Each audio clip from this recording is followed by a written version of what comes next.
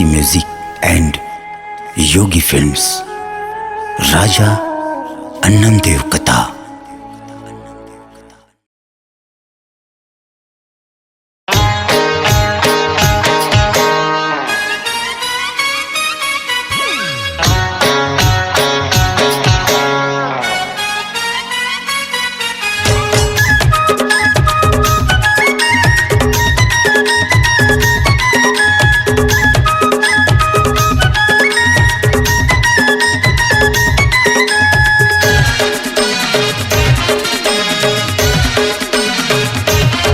लाखों देखे हम वो ऐसे नहीं है कोई तोरे जैसे। लाखों देखे हम वो ऐसे नहीं है कोई तोरे जैसे।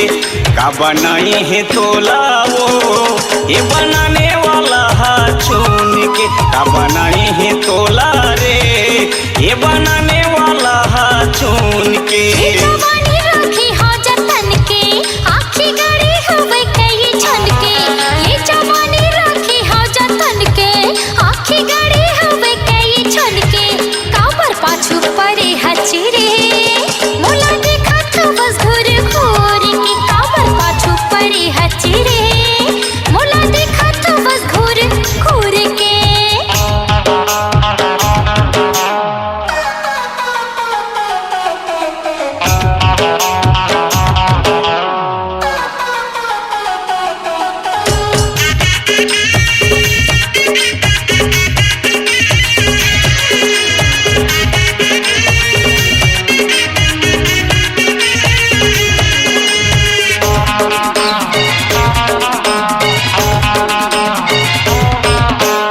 आँखी के काजर ओठ निशा आगे हवाई मोला प्यार के निशा।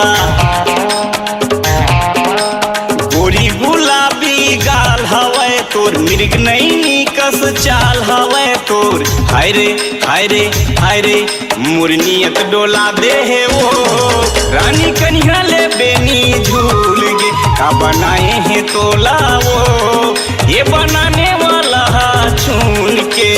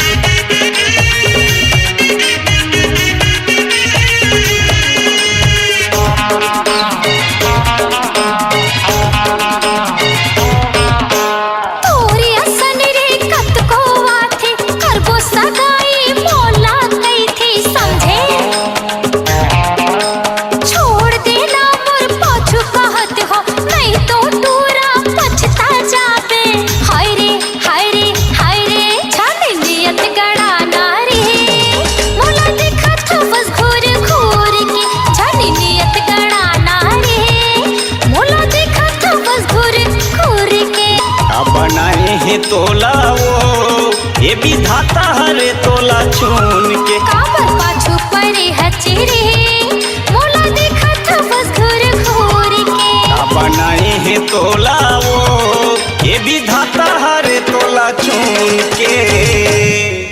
अपनी आवाज को दीजिए एक नया मुकाम। डिजिटल रिकॉर्डिंग की दुनिया का जाना पहचाना नाम स्वरांजलि, जहां गूंजती हैं ध्वनियां अपनी माटी की सौंधी सुगंध के साथ। छत्तीसगढ़ी संगीत के विविध रंग जो पहुंचाते हैं पूरे प्रदेश में डिजिटल रिकॉर्डिंग के संग। स्वरांजलि स्टूडियो, नेमीचंद गली नंबर 2, गंजपारा, रायपुर।